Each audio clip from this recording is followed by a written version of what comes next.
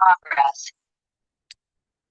Okay, well, welcome everybody to this incredibly special event today, in which we will be discussing Patricia's groundbreaking new book. Rula, you And are breaking up. I am, ooh, At how least about that's how now? I'm hearing you. Is it okay now? Yes. Okay, sorry. I don't know why that happened. And I just switched the mics. It comes back to normal. Right, so I'm going to ask how many of you here are or were academics? You can use the raise hand button if you want. Okay.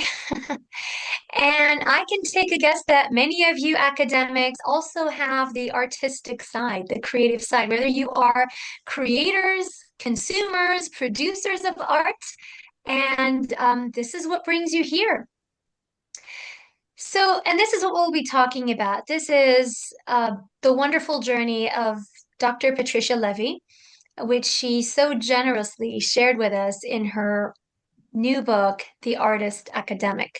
So today, this session is a celebration of The Artist Academic, a book that speaks to a growing community of people who live, work, and think in the spaces between disciplines, identities, and forms. So, not really what academia does most of the time. It's usually a bit more one-sided. But with the transdisciplinarity of arts-based research, and of course, this is the living reality that we experience as artist academics. Well, this is what we're here for today. And in this book, which I have had the huge honor to blurb, Patricia Leavy offers something very rare, and it's not a how-to manual. It's not a manifesto, although you can see it that way if you want, but it's a deeply honest companion for those navigating this liminal territory between art and scholarship. And through personal narrative, reflection, and of course, Patricia's practical wisdom, she invites us into this lived reality of becoming and remaining an artist academic. And for those of you who haven't read the book, in the book, Patricia traces her journey from early intuition and the messy gut checks and creative instinct through institutional success and growing dissatisfaction toward a courageous reimagining of what knowledge making can be. And we encounter those messy gut checks that so many of us recognize. Many of you here can relate, I'm pretty sure. Those moments when something in us knows before our careers do.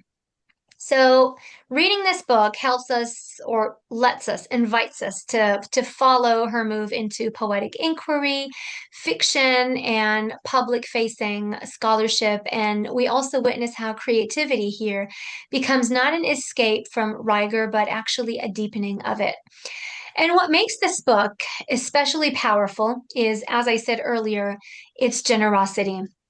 Patricia does not romanticize the path at all. She names misogyny, she names resistance, vulnerability, and risk, but she also shows us joy. And of course, joy is not pleasure. They're two very distinct things. Here, the focus is on joy, purpose, and also this quiet satisfaction of making work that feels alive, that feels meaningful, that feels like your life mission. So it's a book for scholars who feel called to create, and also artists who think deeply, and anyone really who suspects that knowledge can be rigorous, imaginative, embodied, and relational, all at the same time. So it's a joy and an honor again to be hosting Dr. Patricia Leavy today as we celebrate this beautiful and very necessary book. Patricia, it is a huge honor to have you with us today. So this is going to be a conversation. There are a few quotes that I really love and I would want to highlight, and then we could probably take it from there. I just Um, have to say thank you so much for having me. Thank you for your incredibly kind words. Thank you for hosting not only this event, but creating this space, which is the very kind of space that I'm trying to create with this book. It's another example of it where this connection can happen between all of us. And I just want to say thank you to everyone who came today to join us for this discussion. I see some people I know here. I see some people from my virtual writing group, which is really very sweet and lovely and exciting. So thank you all for being here. Oh, and before we start, if anyone is in the UK in March, Patricia will be one of our keynote speakers for our annual Women Who Create conference. So it'll be the dynamic duo, the incredible Patricia Leavy and Sandra Faulkner. We'd love to see you here live. If you're not able to participate in person, then we also have the online version. We're still accepting proposals until I think later this month. So please feel free to browse the website for further details, but we would love to see you with us here in person or online whenever you can. Patricia, I'm going to start with a quote that I actually shared on my Instagram post maybe around an hour ago, and I'm going to read it. This is from your first chapter.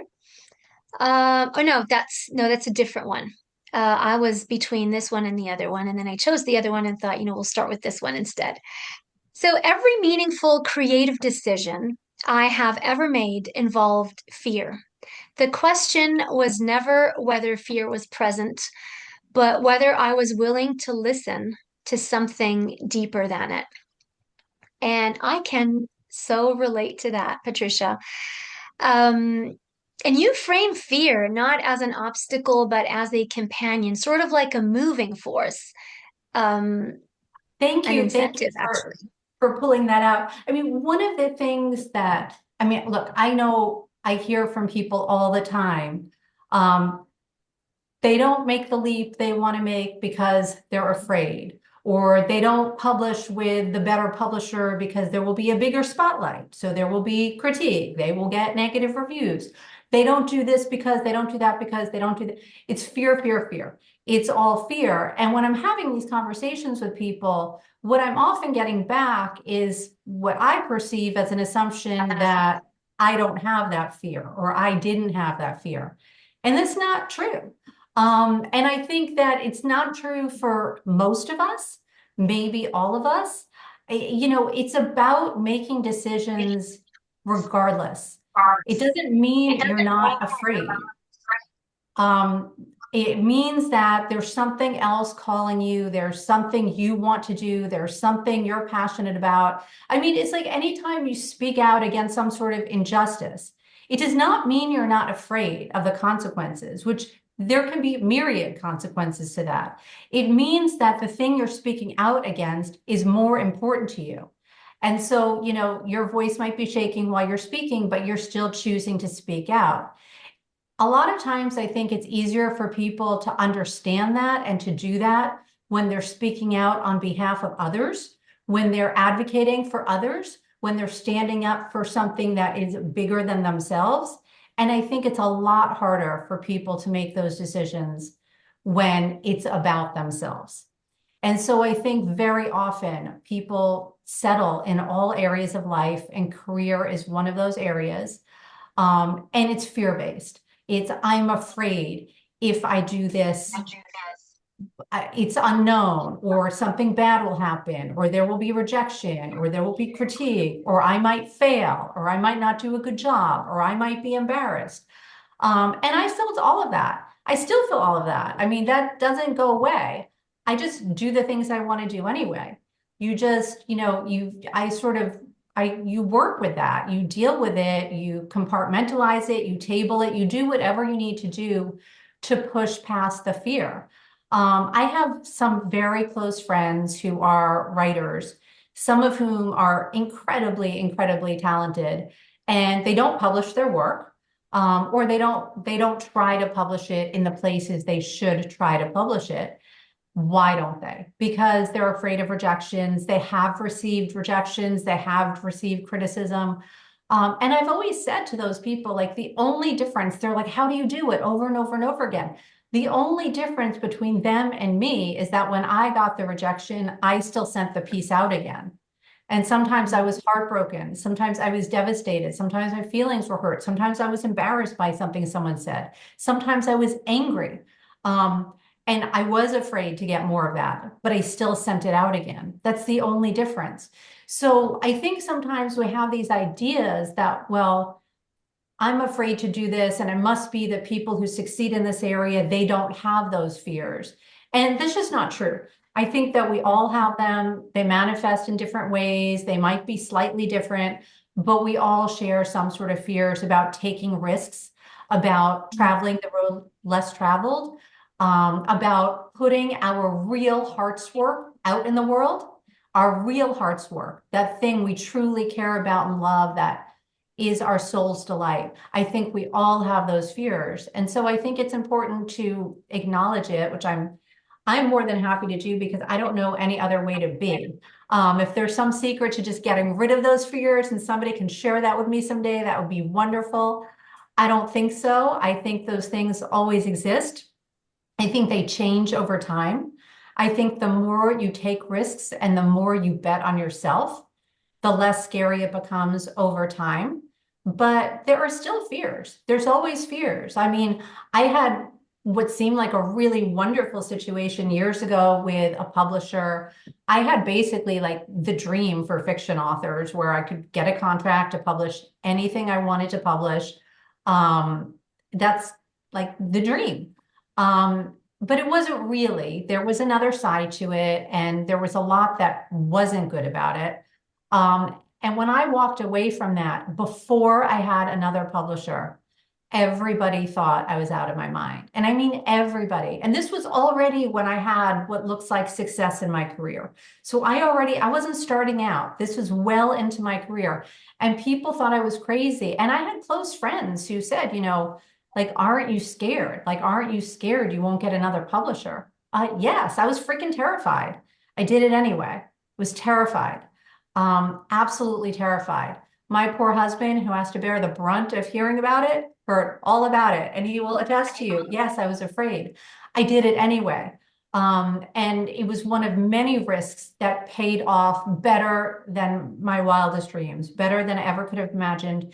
That would not have had I not pushed through the fear and taken the risk. It's just one little example, but really the point is there's always going to be fear. If you're doing anything worth doing, there's going to be fear. If you're creating an artwork that comes from an honest, authentic, vulnerable place, if you are writing a creative nonfiction work about your life, or you are writing a novel, or whatever it is you're doing, if it's really coming from your heart, if it really is a part of your soul, then it's extremely vulnerable to share it. There will be fear. And some of that fear, I mean, is earned because you've lived and you've had negative responses. You've had people hurt your feelings, and you know that there is likely more of that down the road.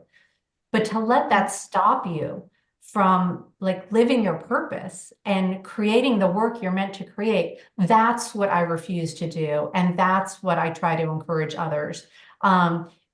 Acknowledge the fear, hold the fear's hand. It's there, it's real. Do the things you want to do anyway.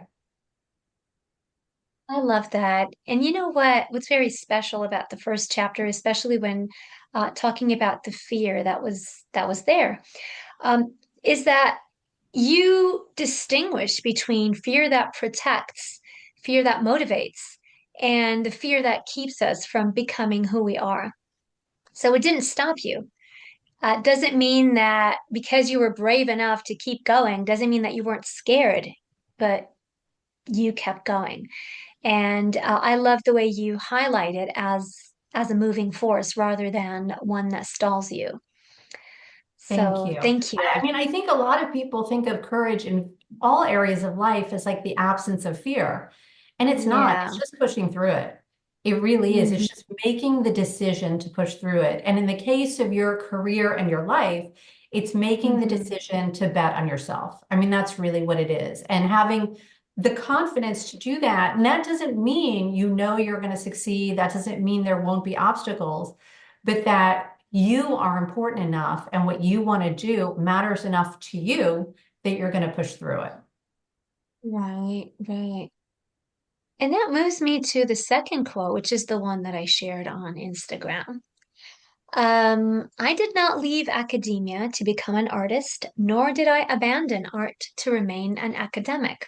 I chose instead to live in the space between, despite how uncomfortable that made others. You write so powerfully about inhabiting the in-between. What does it actually cost, personally and professionally, to refuse those binary identities? I think you gain everything. I don't look at it as cost. I mean, Uh-huh. look, everything comes with positives and negatives. Like that is just every decision we make. It comes with a plethora of things that we get back. But I don't look in terms of things that it costs. I look in terms of things that it gains.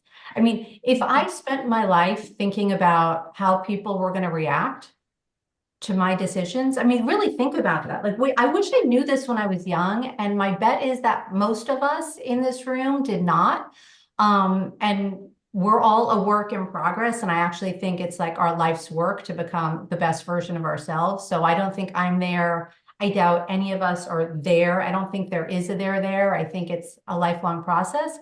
But I think about how much I did or didn't do when I was young because I was so afraid of what other people would say or what other people would think or people's reactions. And it starts from a very young age when you're a child and and you get bullied or you get teased and you learn very quickly that, how you present yourself, the things you do, the things you say get a reaction and that some of those reactions can be hurtful. And some of those reactions can make your life more difficult. And that doesn't stop.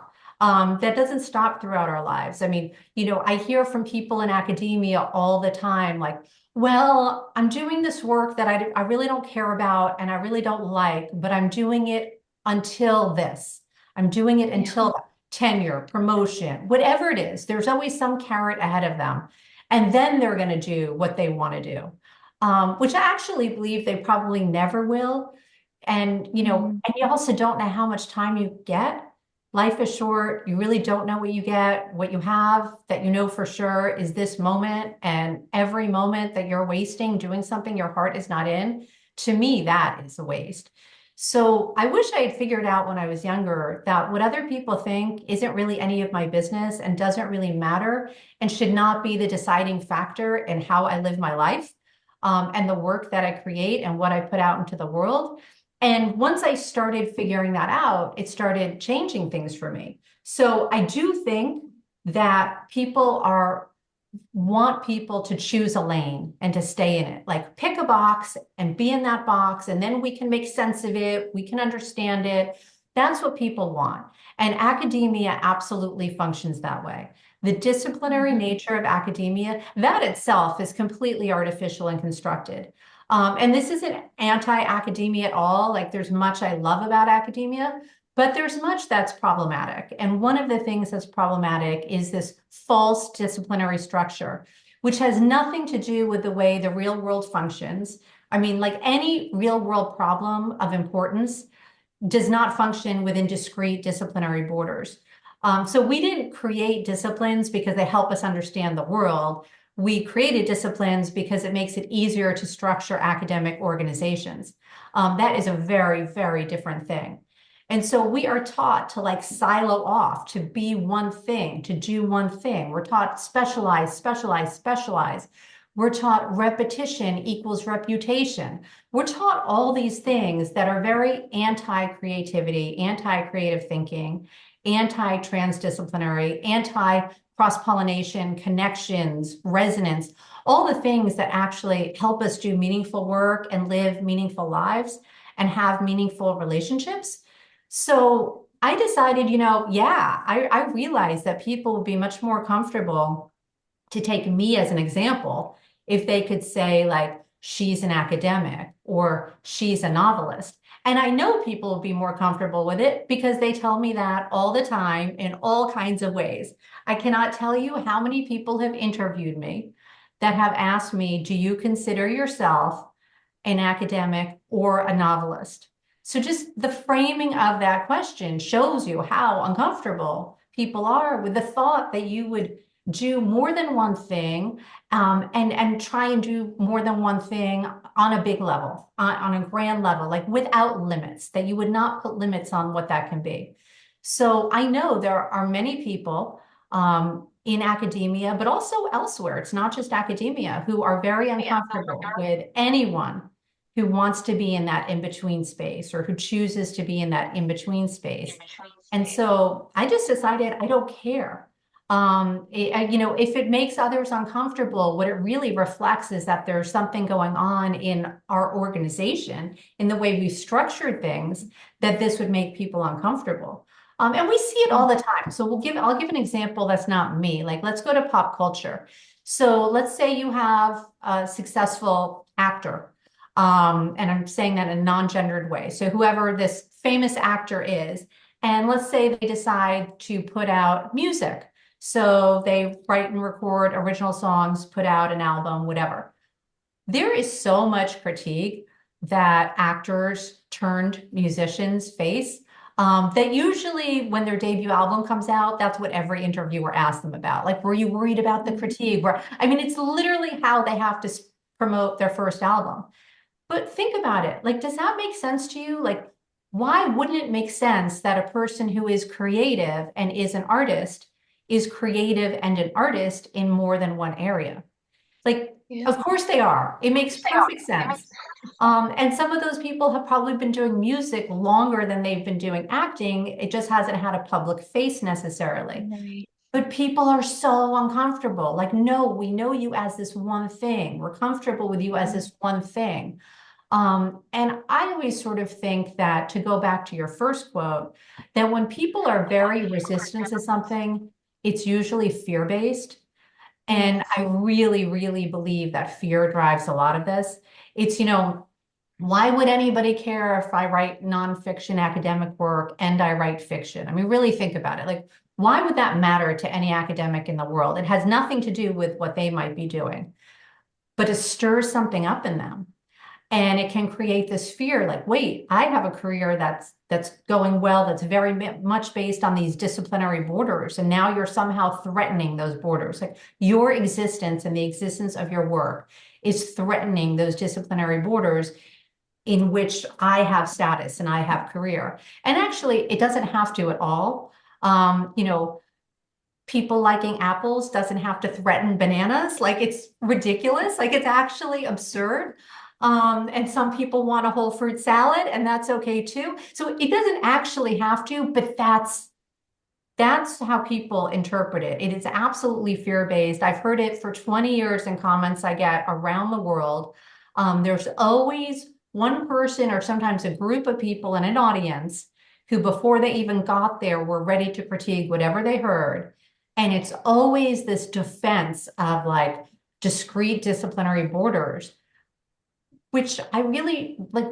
My existence does not attack that. Like, my existence does not threaten that, but that's how they feel. They feel threatened by it.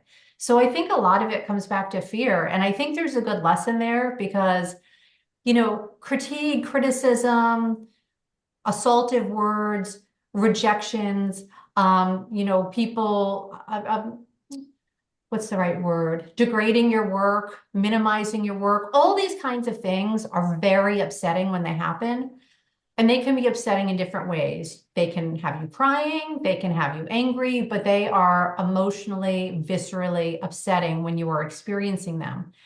And one of the things that has helped me, like, take the edge off of that over the years, to the point where now it does not affect me. And I can say that very honestly, it truly does not affect me, is because I just always think that the people who are doing it are so fearful of something, and it has nothing to do with me, and it has nothing to do with my work, and it's just stirring something up in them. And I actually often will feel badly for them. I will feel badly for someone who will raise some sort of criticism in a way where I feel they're actually embarrassing themselves. And I will feel sympathy and empathy for them because they are working within a system that is telling them that this is somehow a threat to what they're doing, and it's not. Mm-hmm. Mm-hmm. Right. And it's, also going back to this notion of the liminality that we live in and the two worlds where it has to be either this or the other. Um, I like how you mentioned the word dabbling in the second chapter, dabbling with the arts. So, and here's the quote. I spent years giving myself permission to dabble before I realized dabbling was already a form of devotion. And, we can see that so many early career scholars, or maybe even advanced career scholars and creatives, they struggle with this sense of legitimacy. And at what point did you realize that experimentation itself, or dabbling as you call it, was already a serious commitment? You know, I wish I had a better answer to this because my answer is a little embarrassing, but okay, so first of all, I will just say, like, we all have to experiment and play and dabble and try things out. I mean, that's what we should be doing. If we're only doing things we already know how to do or we feel confident in, we're not growing. And so I am a huge believer in that. And to this day, I would say I really try to do it. Even like writing novels in one genre, for example, to this day, where I Mhm. absolutely could just like keep doing the same thing. I don't. I try to use a different narrative structure, or I try to use different literary techniques, or I mean, and I'm sure most people don't even see that. But my husband, he's my first reader. When he reads everyone, he goes, "Yeah, wow, you made this one a lot harder for yourself, huh?" And I was like, "Yeah, well, I never knew how to do that before, so I tried." So I believe we should be dabbling our entire careers. So I don't think there's a beginning and an end to it. But I will say that I definitely like struggled with this idea of, is what I'm doing legitimate? And I Yeah. struggled with that for longer than I wish I had. So I wish I had an answer that said like, no, I didn't. And like, of course it was legitimate. And looking back, it was, but it wasn't how I felt Mhm. at the time. Even when I published my first novel and people would call me a novelist, I would never call myself a novelist. And I had a published novel. I mean, so technically, like, that is the definition. Like, I was a novelist. I still felt like I shouldn't call myself that. So it took me a while. Um, it was an internal thing. And I think part of that is because of the context in which we all become who we are, right? Where, we are constantly like berated with, you have to do A, B, and C to be considered legitimate, or if you don't go this path, you're not legitimate, or if you don't do it this way, you're not legitimate. And I think as much as I have always resisted that, and I mean, I've resisted that since childhood. Like I was in nursery school resisting that. So I've always resisted it, but I have also internalized it because we Uh-huh. live in environments where these things are real. And so it doesn't mean Right. you don't take it in. Even if, when I say I resisted it, it felt wrong to me. That didn't feel right, but it doesn't mean that it didn't affect me. I have been affected by Mhm. that. So it's taken me a very long time to be able to confidently not just say, but internally actually feel and believe that the things I'm doing are legitimate, that I can call myself whatever I want to call myself. Because if I'm Uh-huh. calling myself that, it means that that is the work I am doing. And I know I am doing that work regardless of how anybody else sees it. So that took me a long time. That took me a long Mm. time. I wish it hadn't taken as long. And, part of that is really from a young age being very aware that when you are doing something off the beaten path, resistive, outside a norm, whatever it is, that there are consequences. And when you are young, you don't always have the tools to deal with those consequences. You don't always have the ability to get out of a bad situation. So, for example, being bullied at school, something I went through when I was young, something my daughter later went through when she was young. You don't always have, if you're doing something different and it's causing you to be bullied, you don't always have the ability to stop the negative consequences of that. Right. So you carry that with you, and that's just one example. And then you get into graduate school. And for me, graduate school, it was like the best of times and the worst of times. I mean, I truly, truly loved graduate school. Like to be around people who were interested in ideas and talking and thinking about ideas that I was interested in a deep way. Like I thought that was incredible. I truly thought it was amazing. However, I also realized that the way I wanted to do things was different than how a lot of other people were doing things. And I realized, Mhm. like, as much as I feel like an insider, I still, again, remain an outsider. And I felt that very deeply. And at the same time, I had a lot of personal challenges when I was in graduate school. I became a single parent when I was in graduate school. I heard people in my graduate program behind my back, but I heard it say horrible things about me, that I was never going to graduate. I had ruined my life. And I was subjected to a lot of stuff. So it truly was like the best and the worst of times. And so you carry those things with you. So you carry those experiences with you. And I have no doubt that even when I was doing the work I was doing, and even when it was being recognized, so it wasn't just I was doing it, I was receiving incredible recognition that I realized many people should receive and do not. And that's a different discussion. Even when that was happening, I didn't always feel like what I was doing was legitimate in my own heart. And I think part of it is just this awareness of everybody else's opinions and thoughts. And I worked on that over a period of time. And I did a lot of things that I just don't think about it anymore at all. I don't think about people's responses to my work, positive or negative. The positive ones are lovely, and I do sincerely appreciate them. And sometimes somebody will say something that will make your day or come to you at a moment where you need to hear it. But I don't do my work for that. I will never do my work for that. I always think like I do my work for an audience of one, like my true self, in the hopes that that means it will be useful or somehow resonate with others. Mhm. Mhm. We could go on about this forever. That's the most important part is when you reach this self-satisfaction, when you stop caring about what other people think or say, or what you could actually label yourself as. And It's yeah, I freedom. mean, I mean, it's it is freedom. I'll just freedom. say that so It's everybody freedom. hears it. I mean, when you stop worrying about other people's reactions to your work and your life and your career choices, that is freedom. But you have to Absolutely. actually internally. It's not just that you Hmm. say it.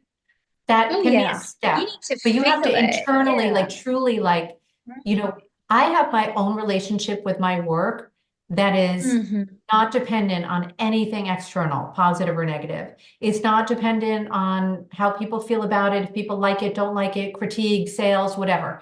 It's a very personal, unshakable relationship I have with my work. And that is what allows me to continue to do it. I mean, people always ask, like, how are you so prolific? How do you produce so much? If I stopped and thought about what other people thought about it, I'm sure I wouldn't. I think that would be really dangerous. Um, Hmm. I don't think that would be good for my mental health. So I don't. Of course, you get a lot of feedback when you're working on things, but by the point at which it's released into the world, I have my own relationship with it. I've made peace with it. I've let it go, and that's where it is.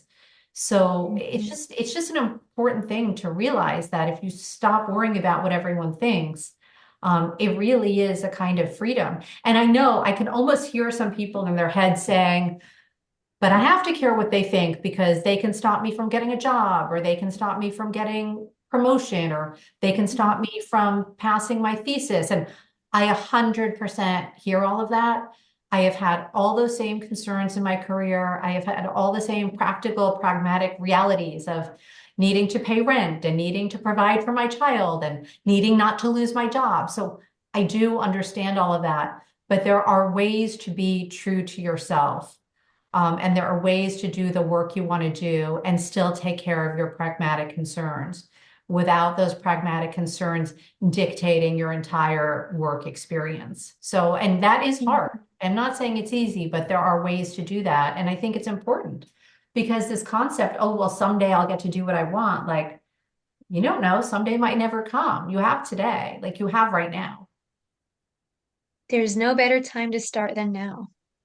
And there's so much power in what you're saying, Patricia. It's not just about the freedom, not just about the courage, but it's also about the power that you endow yourself with, that nobody else can give you.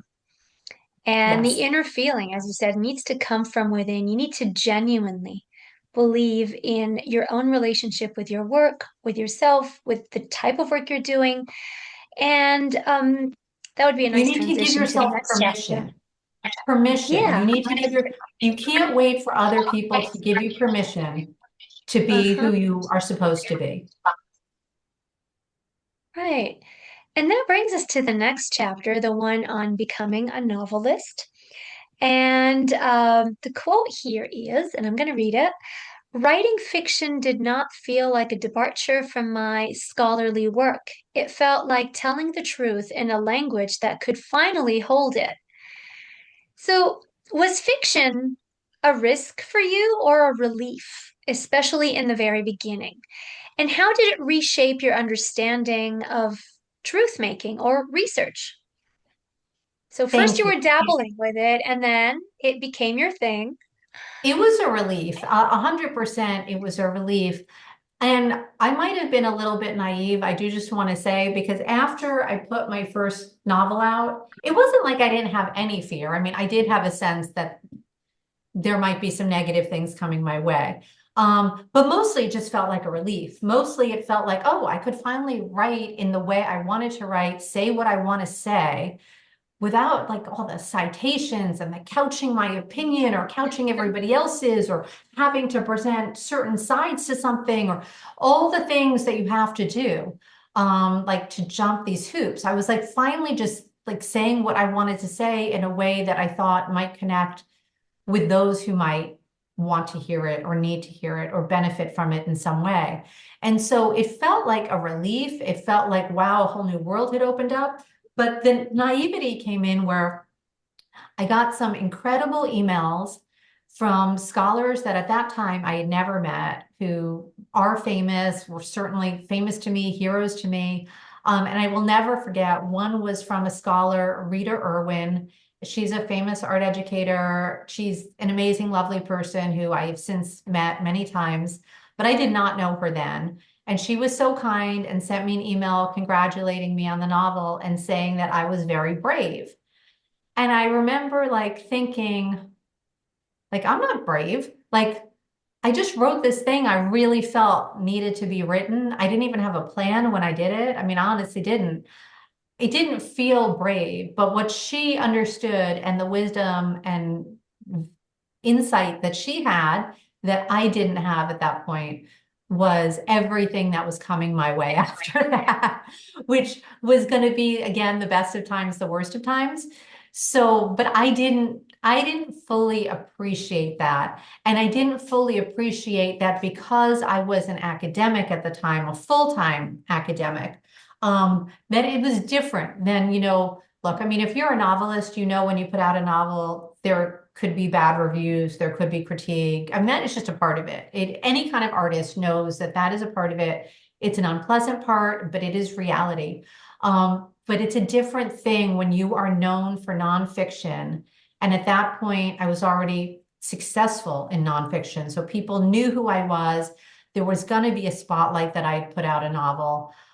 I did realize that on some level, but when I got her email, I was like, huh, I wonder what's coming my way that Rita thinks I'm brave. So in hindsight, Rula, like at the time, it just felt like a relief, really, in a lot of ways. But in hindsight, I realized like it was brave insofar as like I was opening myself up to a whole nother world of critique and everything that came with that. That being said, it's the best thing I ever did in my life. I wouldn't change it for anything. That specific novel is not the best thing I ever did in my life, but releasing it and thus becoming a novelist was. And working through all the different responses, which was very vast. I mean, it's like the full spectrum of response. I mean, the novel became incredibly successful, probably more successful than it deserved to be. And so that was lovely and wonderful. But I also got a lot of criticism and, like nasty gram sent my way.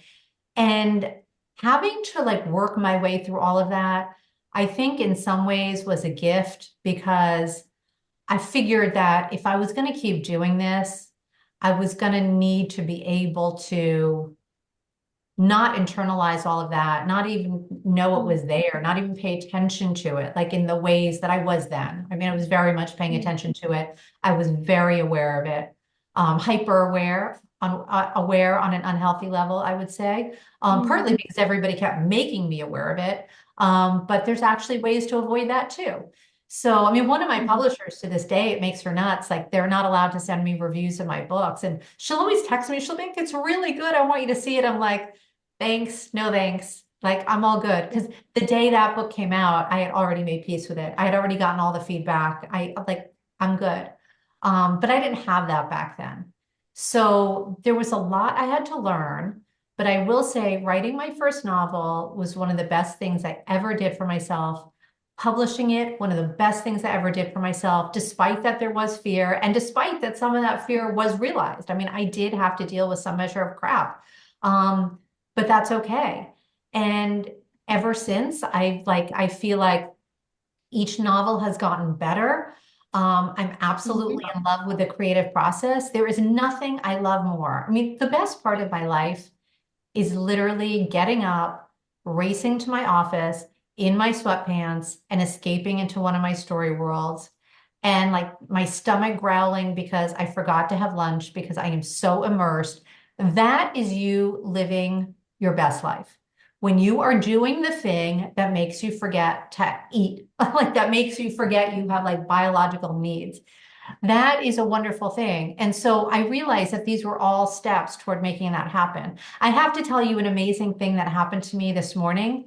Um, it's going to sound made up, but 100%, this is what I woke up to this morning. And I smiled knowing that I had this event today. So the book, The Artist Academic, for those of you who don't have it, it is dedicated to Laurel Richardson. And for those of you who don't know who she is a very famous feminist sociologist and author, a memoirist, and creative nonfiction poet, all different kinds of beautiful writing. And she's in her 80s now. She's retired, but she is still writing. I read her book, Fields of Play, when I was about 25 years old. My daughter is 25 right now. I read that book when I was in graduate school, 25 years old, just became a single mother. And I was definitely feeling like my path in academia is not going to be the traditional path. I'm always going to be an outsider. And somehow I came across her book, Fields of Play, which remains one of my favorite books to this day, and I have reread many times. And it's about how she constructed her own academic life, how she merged academic writing and literary writing. It's a very personal story about the work she did. So fast forward, this is 25 years later, okay? I'm 50. And if you would have told me when I was 25 that I would ever even meet this person, Laurel Richardson, one of my sheroes, I would not have believed it. Well, fast forward, I've met her many times. I ended up being series editor and publishing two of her beautiful books in my series. We have become friends, the kinds of friends who send each other really beautiful notes when one is going through a difficult time or when something wonderful happens. And Laurel, in her 80s, because she is still a trailblazer and amazing, has just written another book, a gorgeous, gorgeous book that will be coming out in April. And I am publishing that book in my publishing company. And I woke up to an email from her today. She read The Artist Academic a while ago, but she emailed me on New Year's Day to tell me that on New Year's Eve, she started rereading it. And I woke up to an email from her today, a long email, which I will not read because I won't violate her privacy, a long email about all the things she loved about it and how much it meant to her, that it was dedicated to her. But I will read this because I know she would not mind me sharing this. And this would be my advice to all of you. She said in the email that I was living my soul's purpose, and it was obvious I was living my soul's purpose. And then she said, a wise rabbi once told me, you know your soul's work. what your mission is by four questions to which you answer a resounding yes. Number one, do you enjoy doing it? Number two, have you developed your skills? Number three, when doing it, does the time fly by? Number four, what do you do go beyond you? Does what you do go beyond yourself and have a positive impact on others? So this is the email I woke up to this morning from the woman I dedicated this book to. When I read her book 25 years ago, and had I not read that book, this book and everything in between in my career might not exist or might not exist in the same format. So life is actually more amazing than we can dream it. We just have to put things into motion and push through the fear and dabble and create and, legitimate what we're doing. But I could not agree with what Laurel said more about how you know if you're doing your soul's work. And I will say, as I said in the book, that for a long time I wasn't doing my soul's work, and I knew that. I knew it because I had a career that looked amazing on paper, a career for which I got many accolades. That was, I know, enviable to many people, but I felt frustrated. I felt unfulfilled. I felt like work was becoming work and not passion. I felt like I wasn't living my soul's purpose. And so, one of the things I talk about in the book that I would encourage everyone to do is to have these messy gut checks. And a messy gut check is you have a feeling, don't ignore it. Get honest with yourself. Even if you don't say it aloud, even if you don't discuss it with anyone else, get honest with yourself. Because if you get really honest with yourself, you have to face the truth. And that will lead you to a turning point. And I've had many in my career, and writing my debut novel, to go back to your question that started this, was one of them. So it was something I felt called to do. And I did it, and I did it with some fear, maybe not enough fear, actually, in light of everything that came. But it was a huge turning point, and it led to really the biggest turning point, which was me changing my entire career and my entire life. And that's very important because once that was done, you really felt like you were living your life's purpose. You were influencing other people the way you wanted to, and enjoying it while you were at it as well. Yes. So, Patricia, thank you so much for sharing this part with us. I have another excerpt from chapter 4, Finding My Purpose in Creating a Body of Work, which you just beautifully transitioned us into. Um, so the quote goes like this: A body of work does not emerge from productivity alone. It emerges from listening long enough to recognize what keeps returning.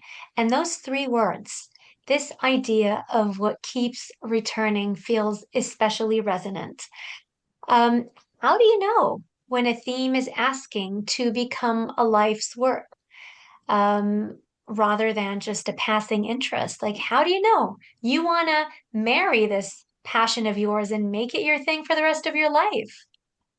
Look, I think part of it is being open to the fact that maybe it won't be the rest of your life, but it is calling Uh, you now. So for uh, example, if you ask me right now what I'm going to do for the rest of my life, I will tell you I'm going to write novels, and I might do other things. But I will tell mhm, you that is what I'm going to do. And I believe it to the core of my soul. But I am also mhm. completely open to life changes, and creativity takes you in different directions. And if that happens, that's okay too. And so part of it is that's okay too.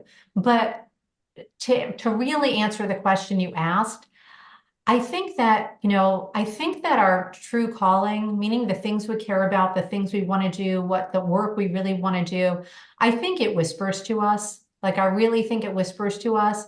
And I think the whispers continue. If we don't pay attention and we don't do it, the whispers continue. Sometimes they get louder. Sometimes they start screaming at you. Sometimes they throw an obstacle in your way so that you have to reevaluate. That obstacle could be many things. Oh, all of a sudden, you're going to lose your job. You hadn't expected it. Or all of a sudden, you have a health crisis or a family crisis. You hadn't expected it. Those things cause reevaluation. Those things come into our lives because they force us to reevaluate, they force us to take stock, they force us to reflect. So no, of course, we don't want those bad, unpleasant things to happen to us, and I don't want them to happen to anyone, but they do. They will happen to all of us, whatever those challenges are. And those are always times when people reflect and take stock and reprioritize. So they are opportunities.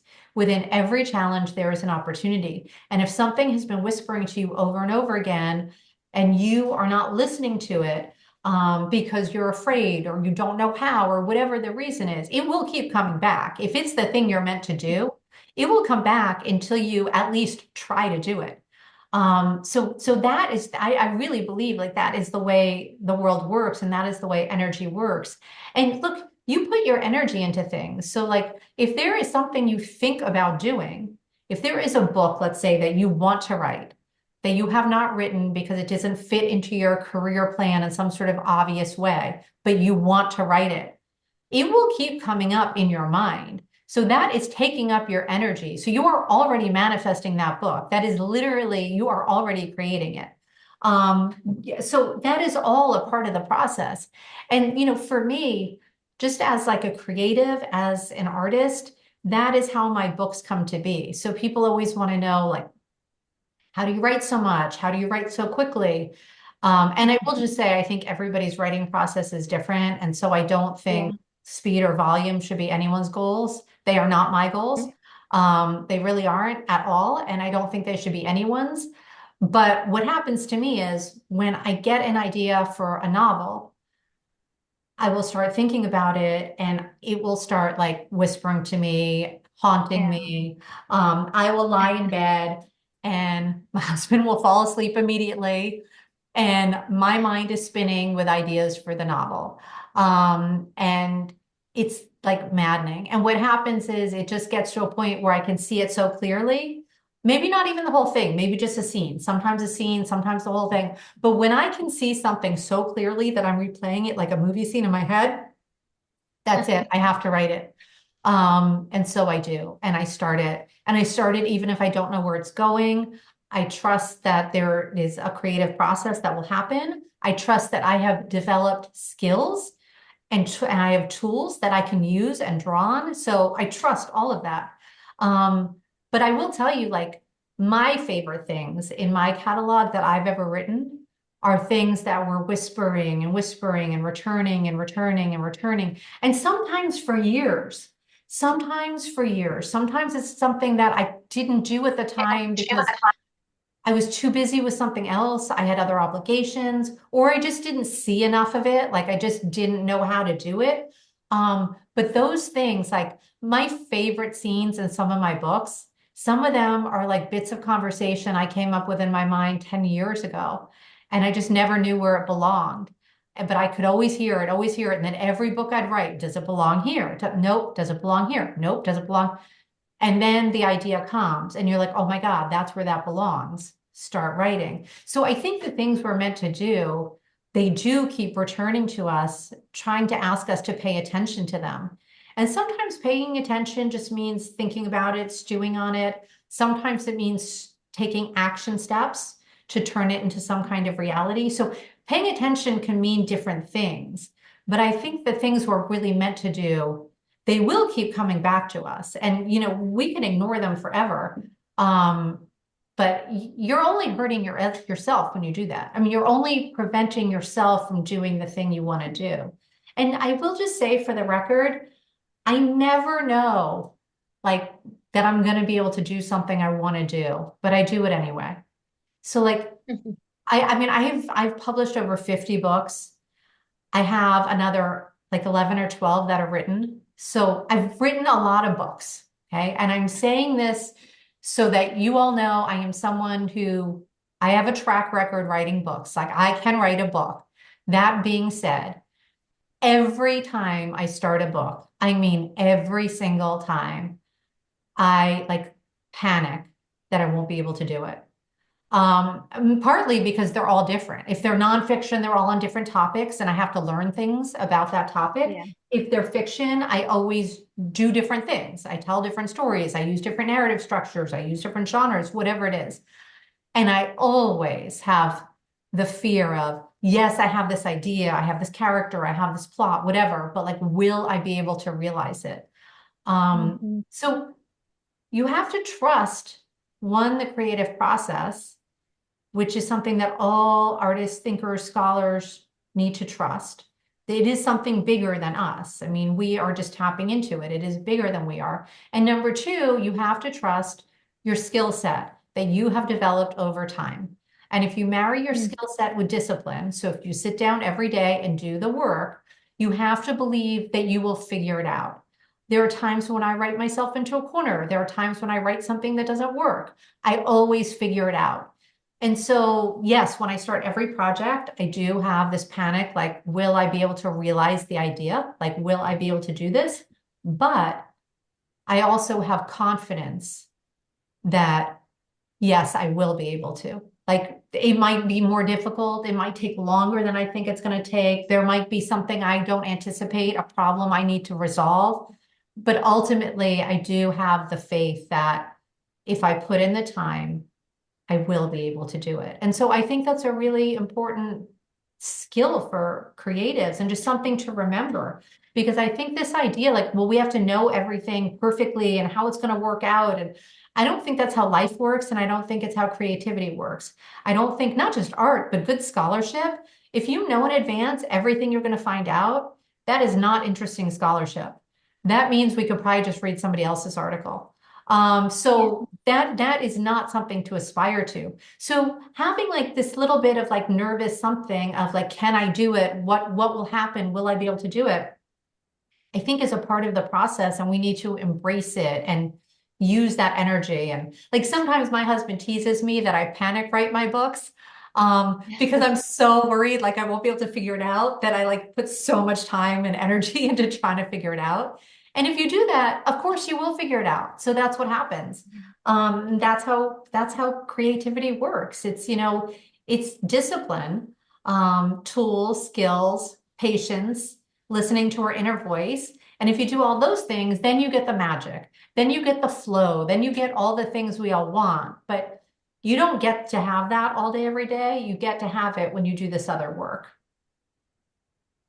And of course, trusting the process, as you said earlier, which is what keeps us I, s- going. I see some beautiful artwork. Somebody dropped some artwork in whoever dropped this, thank you. That is beautiful. Very cool. Thank you. Um, and next, I'm going to ask you about a very important chapter, misogyny, industry battles, and protecting your creativity. And the quote that I would like to share with everybody today is misogyny does not only wound, it distracts. Protecting your creativity sometimes means refusing to argue with people who are never listening. This chapter is incredibly candid. Um, and I want to ask you, Patricia, how did you learn when to push back and when to conserve your creative energy instead amid all the misogyny and the industry battles that you had to go through? It's really hard. I mean, thank you for asking. I wrote that chapter. I did not enjoy writing that chapter. I just want to say for the record, like, it was not fun writing it. It would have been a lot more fun to me to write this book without that chapter. The chapter I knew would also like bring like who knows what kind of backlash, um, some of which I have received. Absolutely. Um, but I really felt like it would be dishonest to write this book and not include the chapter. It would be a Yeah. disservice to anyone who chose to read it. It would make it look like things were and are easier than they are. And Hmm. also, like, I'm just not a believer that, oh, something terrible happens to me and I had to figure it out. So, like, good luck to you. Go figure it out for yourself. No, I'm not a believer in that. I'm a believer and we should share our experiences and tools and resources as much as we feel able to, so that we can help other people either not have those situations or know how to handle them when they are unfortunately put in those situations. And I will Hmm. actually say, the most incredible responses to this book that I've received so far have been private messages from people, including many people I don't know about that chapter. And in a couple of cases where it like helped someone who was having an immediate situation and Mhm. they used it to help them. So that is why I wrote that chapter. It is a really hard thing when you're going through this stuff to figure out, like, when do I put my energy into this? When do I walk away? When do I fight? When do I give in to something? All those things are complicated questions, and I don't have a perfect answer because there isn't one. What I will say that I didn't used to know, but I do know now, if it feels bad, it is bad, period. Mhm. If it feels bad, it is bad. If you learn, take nothing else from this, if there is no other insight that is gleaned from today's conversation, if you remember that in your own life, I promise it can only help you. It will never hurt you. It will only help you. I wasted a lot of time, especially early in my career, wondering, well, this feels bad, but maybe they don't mean it that way, or maybe I'm reading into this, or other people like him, or all this kind of crap that we do to ourselves. And I Mhm. have learned through repeated mistakes that I have made dealing with toxic people and staying in toxic situations. If it feels bad, it's bad. Walk away, or fight it. But if it feels bad, it's bad. So if it feels bad, it's not in your head. It's not, there's nothing happening. It's not okay what's happening. If it feels bad, it is bad. And the reality is, I actually think most people are not looking for things to feel bad and usually Mhm. suppress a lot before they even admit to themselves something feels bad. So if you're at that point where it's really feeling bad, it's probably because it's bad. There's something bad happening there.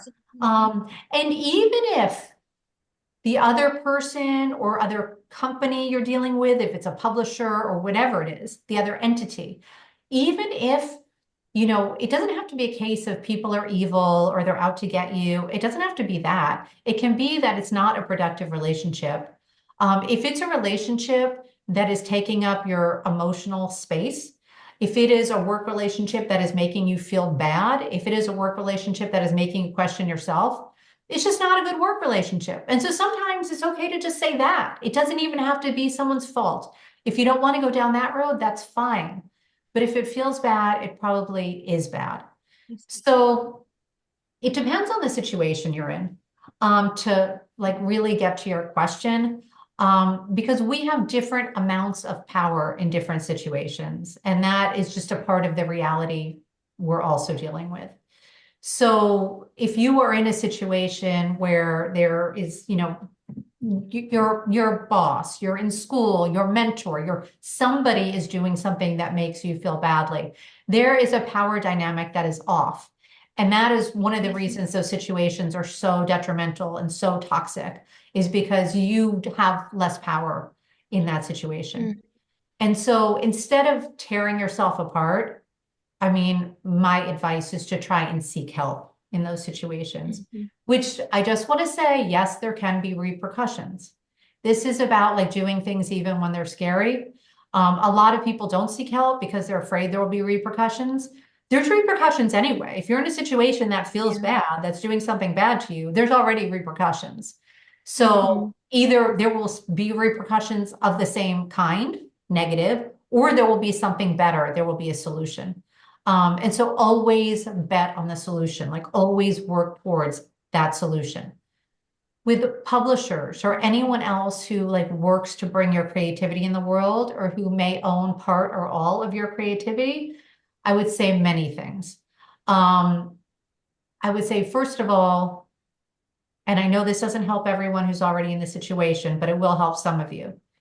Be very careful about what you sign. Be very careful about the contracts you sign. I can't state it enough. People sign things they don't understand. I mean, like people, and I know this because I teach all kinds of webinars about publishing. I've worked with thousands of authors over my career, thousands. And I can tell you some very accomplished, successful authors, people whose names you know, do not understand the contracts they signed. Um, and that is a problem. For example, I know people who have signed non-competes, who are academic authors and who have signed a non-compete where they can never write another book basically on their topic. The one thing they might be an expert in. I have seen the backstage of this. I have seen people in legal battles over this. I have seen people lose professional opportunities. I have seen people lose their minds. I have seen all of that. Um, this is a tiny example, like non-competes are one tiny example. There's all different kinds of things in book contracts. And any kind of contract that involves your creativity. It doesn't matter, you're a visual artist, you're a playwright, any kind of contract between you and any other entity. There's all kinds of stuff that you need to understand. So number one is understand those things, negotiate good terms, do not sign anything you are not truly comfortable with, that you can't live with the long-term consequences of. Always plan for success, because the reason people sign bad contracts, one is they don't understand them. And that is part of it. But another reason people sign bad contracts, because some people actually do understand they're signing something, gee, maybe that's not so good. They feel desperate. And we've all been there. I have signed contracts out of feeling utterly desperate. So there is no negative judgment. That is just a reality of what it is. So if you're an academic, you need to publish. So like you need that to have your career, to have your job. So there is this like artificial pressure that is placed on you. If you are an author, obviously you need to publish. Whatever it is, like you need this. It's competitive and you've probably gotten rejections before, possibly many rejections. The first solo book I ever did, I had over 80 rejections. 80, okay, over 80. I could have wallpapered my apartment with them. So yes, I signed a very shitty contract, which I live to regret. I knew I'd live to regret it when I signed it, and to this day I regret it.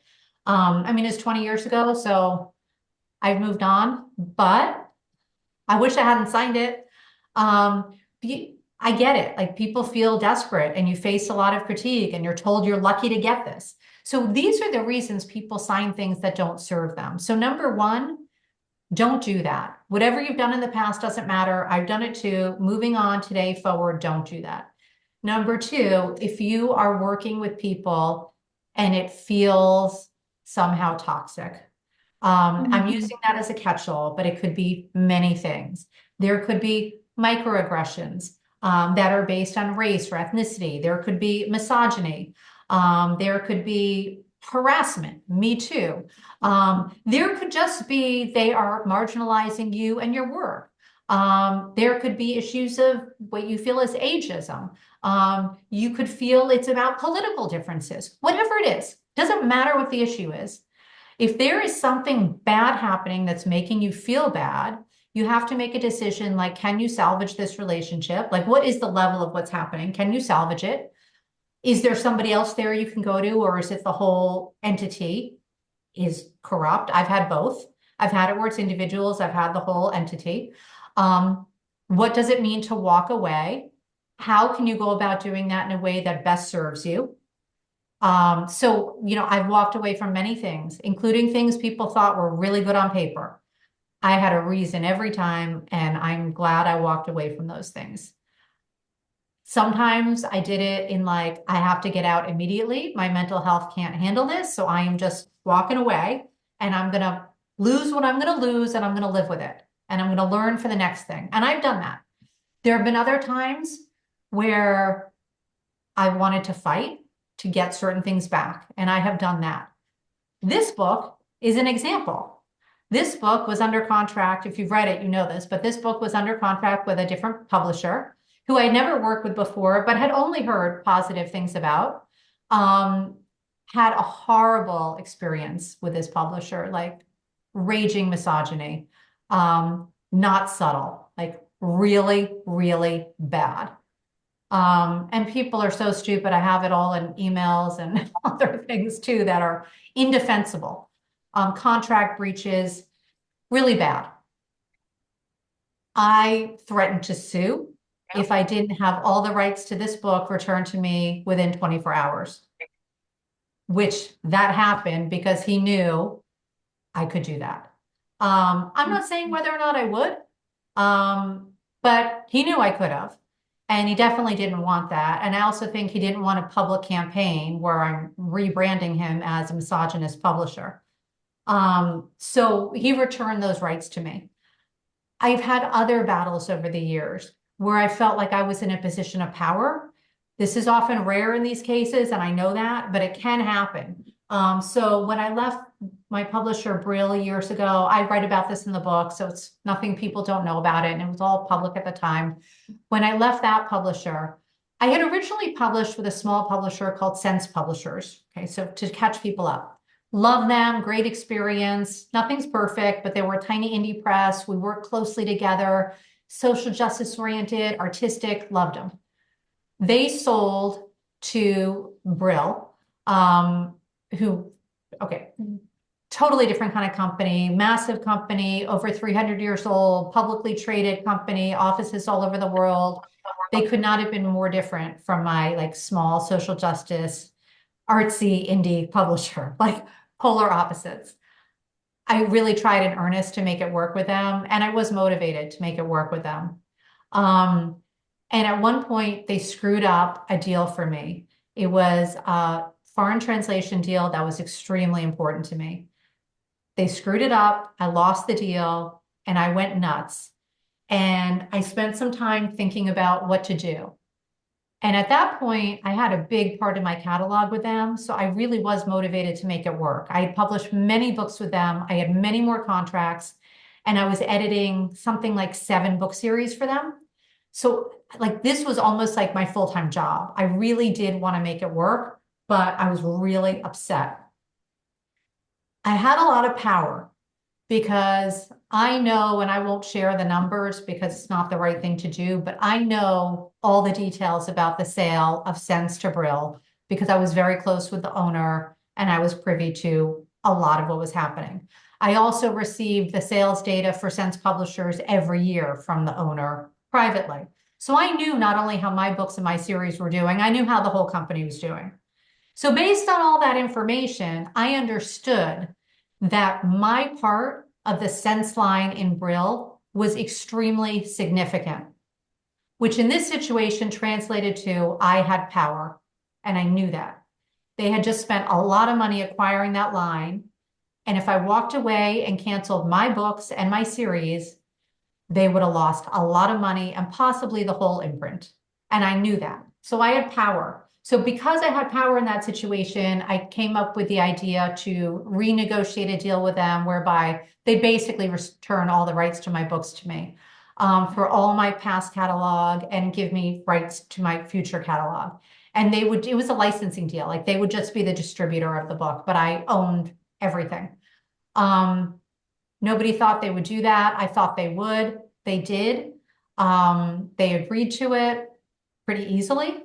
And so I had power and I used it in that way. And then after I got my deal, I actually went back to them and negotiated things on behalf of the authors too, not just in my series, but all the authors there. And because I had power, the threat to leave, and I knew what it would cost them, I was able to make those things happen.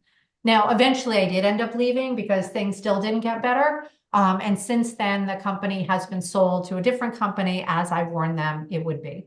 So I know this is a long answer, but it's not a short question.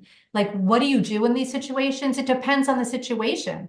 I've done different things in different situations based on how bad it is, what actually is happening. I mean, I had one situation where I felt like I was being sexually harassed by an editor. I was very young at the time. I really needed the book publication. They were a very prestigious press. I really felt like I was being sexually harassed, although I did the nonsense in your head of, is this in my head? Is this me? The thing I'm telling you not to do. If it feels bad, it is bad. And I eventually just walked away. And they did not publish that book, which would have helped my career at a time when I actually really needed it. So that was a time when walking away really hurt, but I felt like I had to. In retrospect, there might have been other things I could have done. I might have been able to go to help for other people there, but at the time I didn't feel that way, so I didn't. So there have been all different kinds of things. So to answer the question, Rula, you have to look at what your situation is, what is actually happening, how is it making you feel, and what are your choices? Write them down if you have to, like literally, what are the different options? And they could all be bad options, but those are the choices you have. So like, what are the different choices? And then you have to land on which one is the best for you in that situation. but you can Mhm. save yourself a lot of heartache if you just accept the fact that if it feels bad, it's bad. It's not in your head. It's for a reason. You don't feel that way all the time with everyone. So if you feel that way in this situation, there's something making you feel that way. Right. And sometimes it's just as simple as that, trust your gut feeling. If it feels bad, if it feels wrong, then yes, it probably is. At least it's worth investigating or considering walking out. I mean, that's a great thing. Like that is the privilege of my career now. Because people ask me all the time about like being independent. Like I left academia in 2012. So, Mm. I mean, I don't work for anybody. I work for myself every day. Which I have to say for me, it is not for everybody, but for me, it is awesome. And one of the things that's awesome about it is I only work with people I want to work with. And as Yeah. soon as I know it's bad, as soon as I know, oh, I've made a mistake, this is not what I think it is, I'm out of there. But I'm a lot more careful about who I choose to work with. I'm a lot more careful about the questions I ask in advance, the evidence I ask to see in advance. So, which can Hmm. be different things. That can be talking to other people who have worked with them. That can be looking at the results of their projects. That can be looking at, well, I see the contract you're giving me, which I know is special. Like, what do you give other people? I'd like to know, like, I want to know what kind of company I'm dealing with. You can tell a lot that way. Because I am in a situation now where like I'm not signing whatever the standard contract is. And like everybody knows I'm not signing that. So I know I'm not getting it. But it doesn't mean I don't care what it is. It doesn't because it tells me something about the company. It tells me something about how other creators are being treated, how other people are being treated, and that matters. So I'm better at asking questions. I'm better at trusting my gut. I'm better at deciding, hey, if it feels bad, doesn't even mean you're a bad person. It just means this is not a good fit, which I think someone said in the chat, and I'm out of there. Right. And that's a lot. I mean, it's not easy. It's just that when you walk through it with so much grace and so much trust and so much self-reflection and also trusting your gut instinct, then you'll come out clean. And that's also an added experience. And thank you I so will much for say sharing that honestly, with us. of course, thank you for asking. I mean, I do just have to tell you, like, every bad experience I had in my career, every bad one, and some of them were really horrible, like me in bed crying, not able to get out of bed. Every bad experience I had Yeah. led to positive things that would not have otherwise happened, and that I could not have Mhm. imagined in that moment where it was really bad. And some of the bad Mhm. things aren't people doing something bad. Some of the bad things are you get your heart broken. Like the publisher you really Right. want doesn't want you and rejects you. All Uh-huh. kinds of things that are really hard in the lived experience. But every negative thing that happened, I mean, I will tell you, like one of the best things that has ever happened in my life was Brill botching that foreign translation deal. That changed my entire freaking life. Ownership of my back catalog, which I never would have had, has changed every single day of my life. It has Mhm. changed my life in like emotional ways, but it's also changed my life in financial ways, in very, Mhm. very real ways. So that never would have happened had they not done something negative. And then had Mhm. they continued not to do things that didn't align with how I wanted to do business, I would not have left. And I would not have You would ended have stayed. with Yep. a much better publisher for what I'm doing, who took my books to a completely different level that even had the old publisher done everything right, they would not have been able to reach. And in that process, I started working with better editors, better copy editors, better people who made me a better writer. And none Hmm. of that would have happened without the negative. And I will tell you, it was very negative. Like I left that publishing house that was my only fiction home like right before the pandemic when we didn't know there was going to be a pandemic. And so it was not a good time. Like it was like not a good time. And this is how I earn a living. Like, and it's like my heart's desire. Like these books mean everything to me. So it was very scary.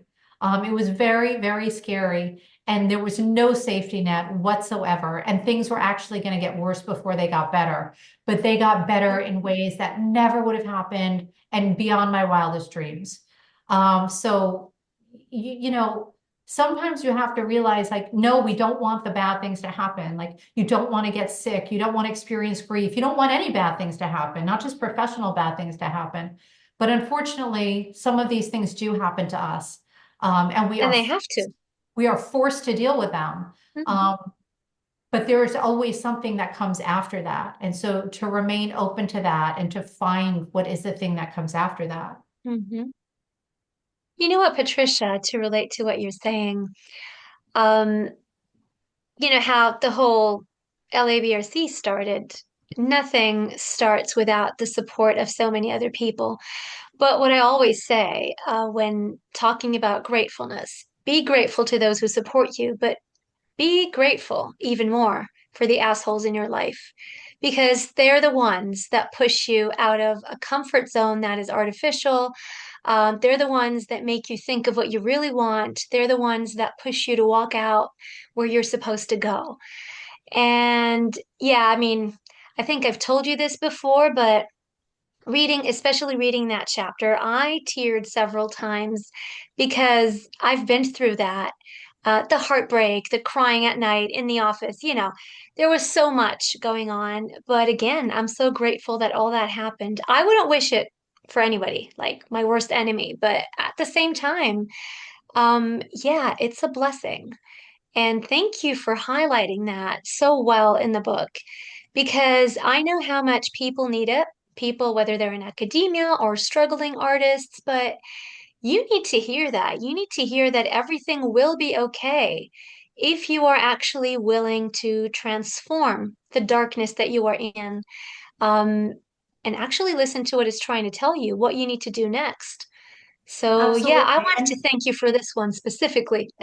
thank you. Thank you so much. It was a hard one to write and I really appreciate it. And I will say like for people who if you haven't read the book yet or you're thinking about reading the book, there's a lot of practical advice too. So, I mean, this Oh, discussion is sort of more about the feelings behind all of it, but I'm just a huge believer in creatives protecting their creative work.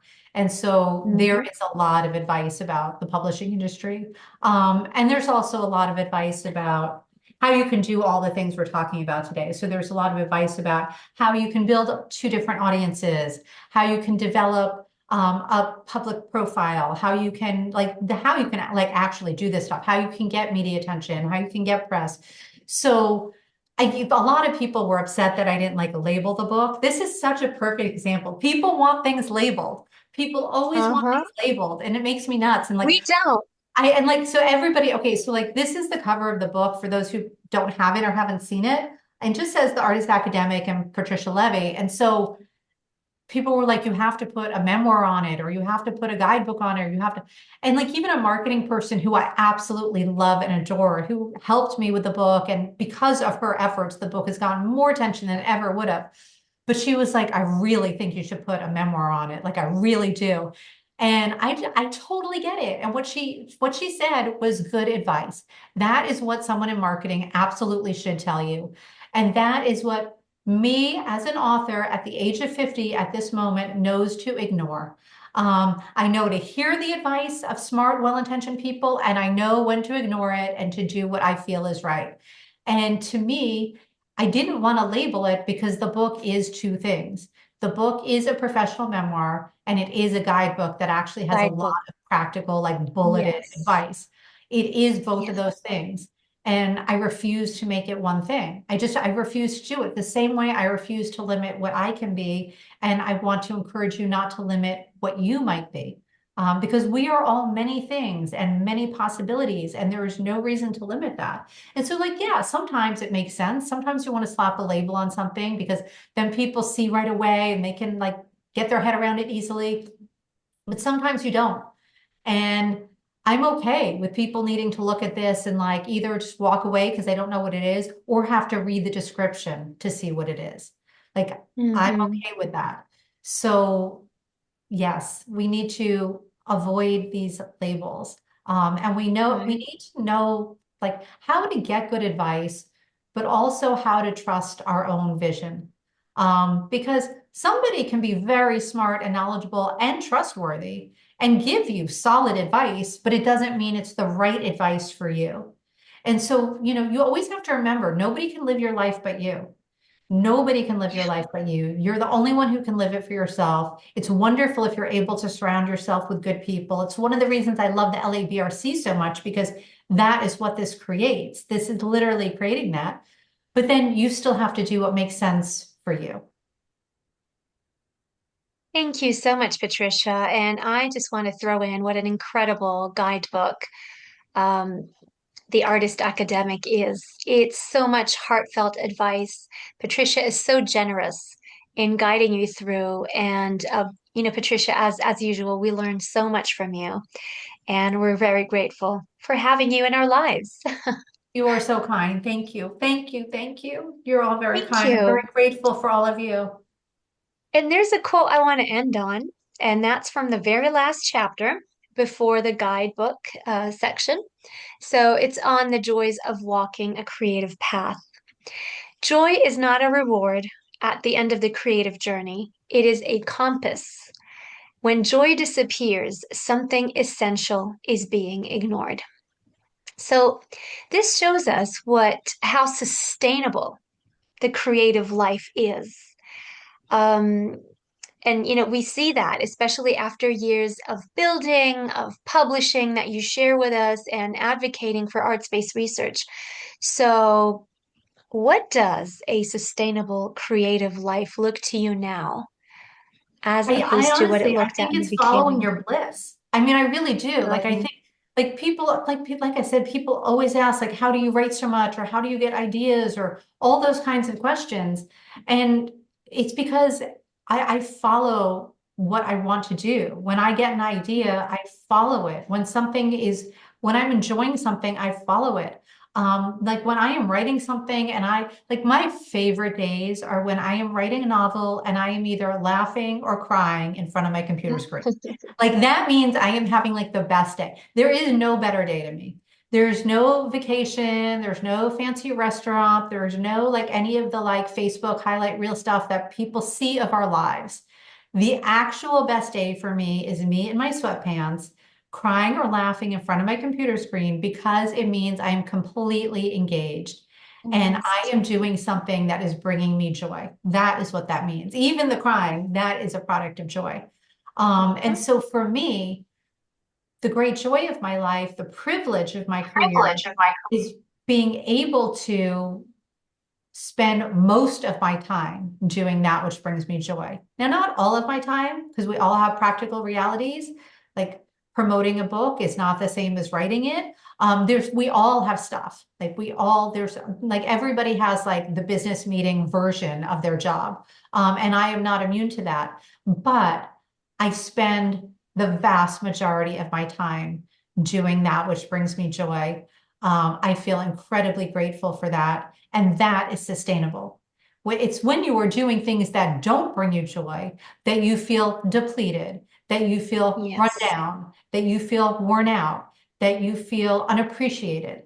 Those are the things that are hard to sustain. They really are. That's hard to sustain. It is not hard to sustain doing what brings you joy.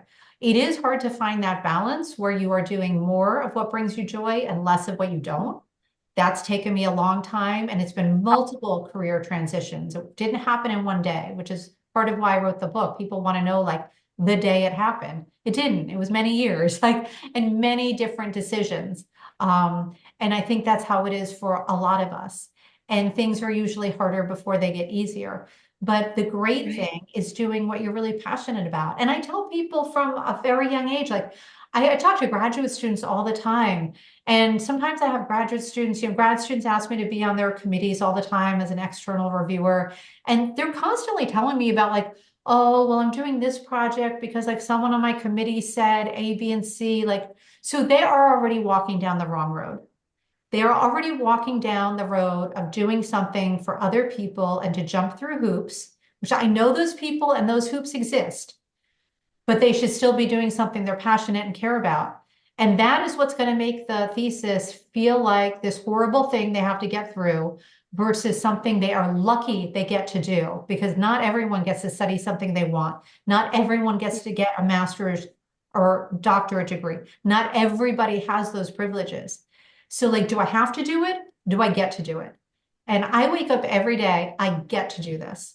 That's how I wake up. And it has not always been like that. And so I feel like if you are doing that which brings you joy, it doesn't mean it's always easy. I mean, like it's not always easy. My days are not always easy, but I know I'm on the right path. Like I know I'm doing something that's meaningful to me. And so I think that's really important. And I think academia in particular has this idea that like if you're enjoying what you're doing, it's not rigorous or it's not serious. And it's why I titled that chapter the way I did. I truly want to dismantle that idea because there's nothing more important than finding joy and passion in what you're doing. And it doesn't matter. It could be like you're doing some little like statistical work about whatever, like, but that's your thing. It doesn't matter. Like your thing doesn't have to be my thing.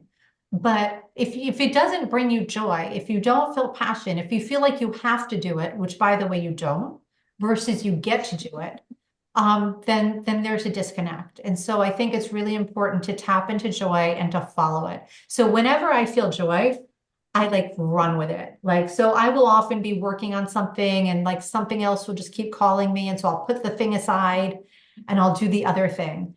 And the other thing will come really quickly because it's like, that's what I'm meant to be doing right now. And then I go back to the thing I'm supposed to be doing, usually with some renewed interest or passion, because I didn't suppress the thing that I wanted to be doing. Hmm. And joy is, in a way, like having children. Joy doesn't mean pleasure. It means well, it's hard work. It's a lot of work, but you're enjoying it. It's meaningful. It consists of, the best values you've got in life. And it's the same thing as following your path as an artist, academic, or as whatever vocational career you choose for yourself.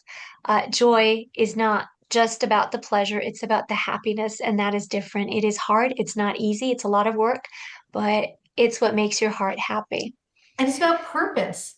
Like it's so much easier to like to do the thing, like to sit down and do the work, do the thing, whatever it is, if you feel connected to the why of it, to the purpose behind it. If you don't feel Mm-hmm. connected to that, then it's just another task on your to-do list. Like if I have to go pick up the dry cleaning, which I'll tell you right now is a lie, I make my husband do it. But if I have to go pick up the dry cleaning, it is a task on my to-do list. Okay. So Mm-hmm. that is what it is versus doing something that feels like a part of my purpose, like spending time with my daughter, having a conversation with you, working on my book.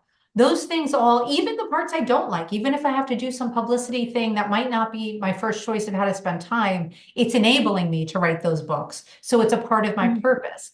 So, it's about being engaged in the work you're doing. If you're engaged in the work you're doing, then you are on the right track. And if you're not, then you have to start engaging in those messy gut checks.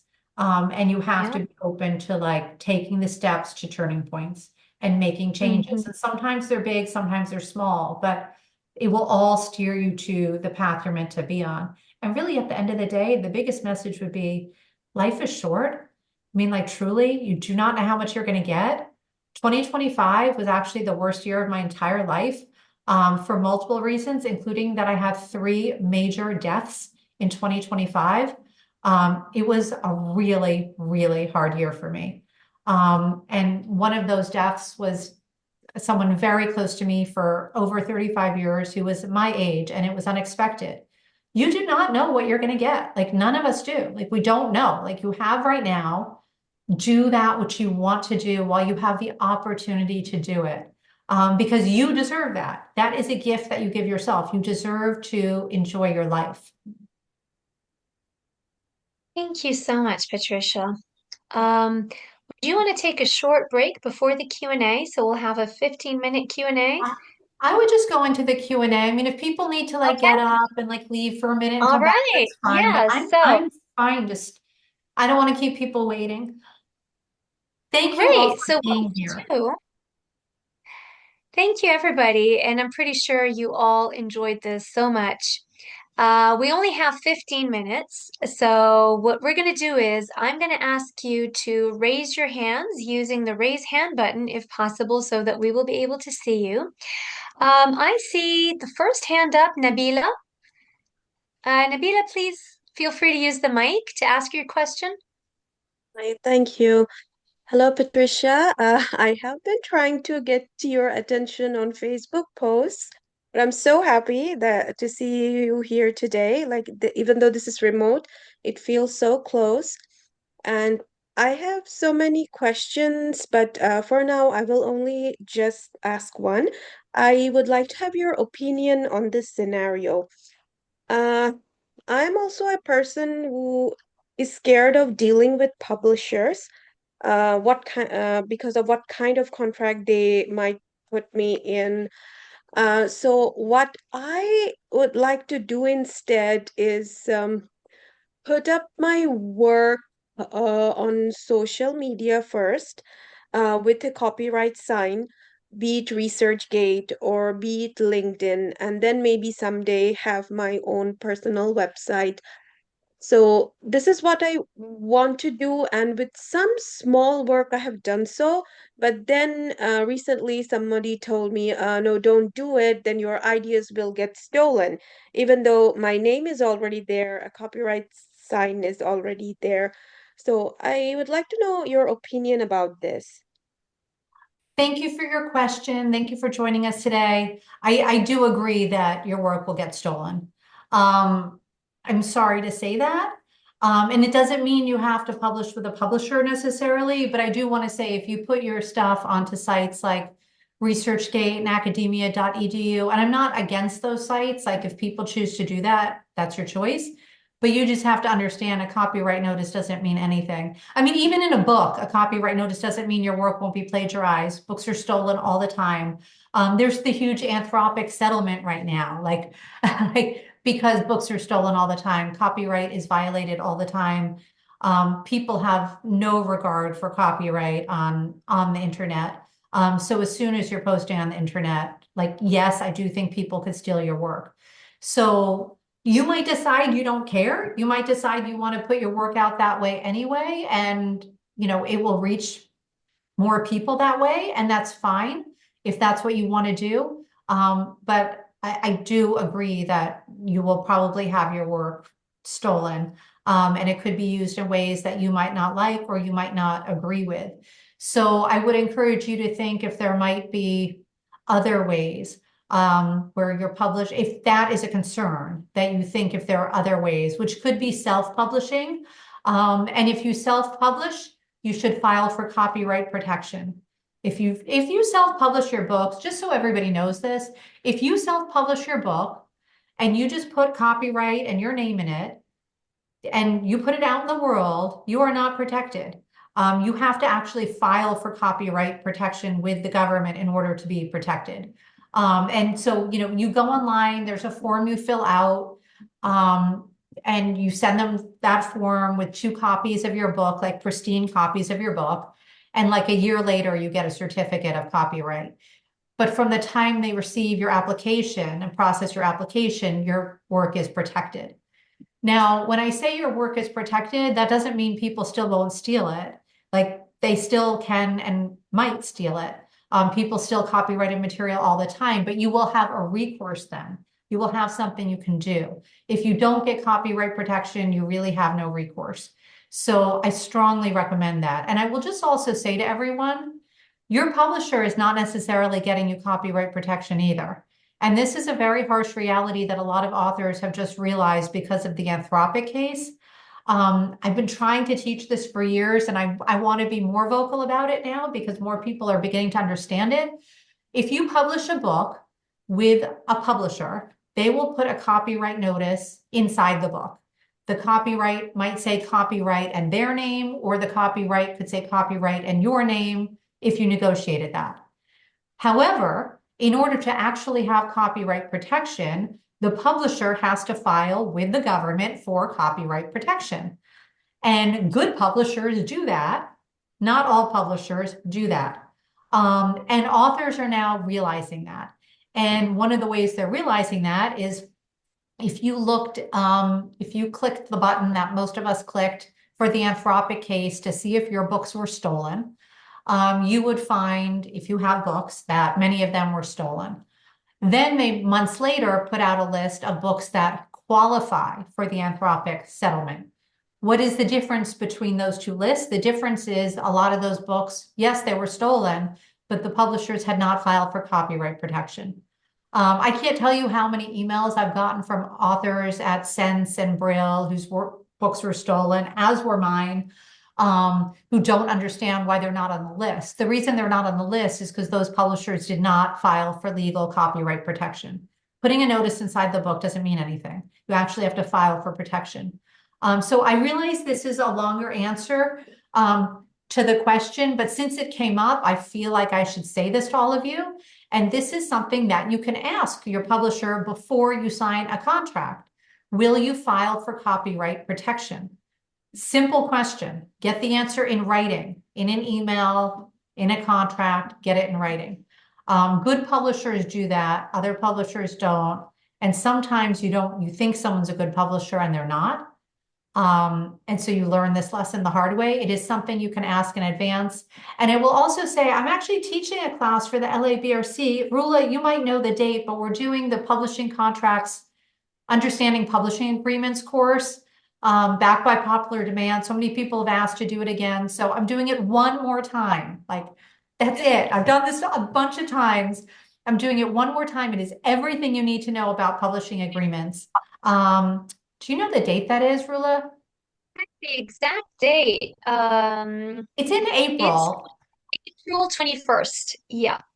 It's April 21st. It's up on the LABRC site. So if So, anyone's interested, I mean, I haven't announced it on social media yet because it's a ways away, but it is up on the site. It might sell out. Sometimes they do, sometimes they don't. okay. But you Yeah. can register if you're interested. It's the Understanding Publishing Agreement. So I hope that helped Post answer the your link here in question. the chat box. So if anybody wants to go directly to it, here's the link. Registration is open, so it's early registration, so you might as well. And I hope that helps answer the question. And I do wish you luck. I know it's difficult finding safe ways to publish. I mean, unfortunately, nothing is 100% safe. There's no way Yeah. of publishing where your work can't be stolen, and it's just increasingly common. The only question is, how many recourses do you have? Do you have good recourses if and when that happens? Hmm. Thank you. You're welcome. Thank you for your question. Thank you, Patricia. And I see Sally's hand up. Hello, Sally. Hi, hi Patricia. So good to see you. See you as well. There's a few of our students are on this evening who are doing their master's dissertations, and I think quite a number of them are being brave and doing something creative, coming at this a different way. Now, I know you've got a really good writing practice of writing every day, almost. How much do you throw away? So that's a good question. I wouldn't say I throw away. I would say I revise a lot. So, I usually don't when I think of throwaway, I think of like taking paragraphs and pages and just scrapping them. I usually don't do that. That doesn't mean I don't do it at all. Like, there's no book I've written where there weren't some paragraphs or like parts that were scrapped. But for the most part, it's less about scrapping whole sections and more about revising and revising and revising. So, I write my books. I used to write my books by hand, which people think is crazy, but I did. But I started writing them on computers years ago. So I write my books, I print them out because I revise better by hand. And I will revise like chapter by chapter and the whole thing. So I'm revising all the time. And by hand, I will go through and I will cross out words, I will change words, I will add a sentence, I will do all that. Then I will go and type it in. I will go through that at least like 20, maybe 50 times before a book comes out. Yes, I know that sounds like a lot. You don't always have to do that much. That's how I am. I revise a lot. Again, as I'm going and as I'm leaving. So from the first draft, like the first iteration to the final book, it's usually like it's very similar in a lot of ways, but it's much more refined. Like the language is more precise, you know, it's that kind of thing. I have different things I look for. Like the first round of editing is like, I'm looking for like typos and like really stupid things I said, or like a really clumsy way I said something, or a spot where I should add a couple sentences or add an example or whatever it might be. But at later points, I'm looking for other things. I'm looking for, how does it flow? Like, do I have too many really long paragraphs back to back? Do I have too many really long sentences back to back?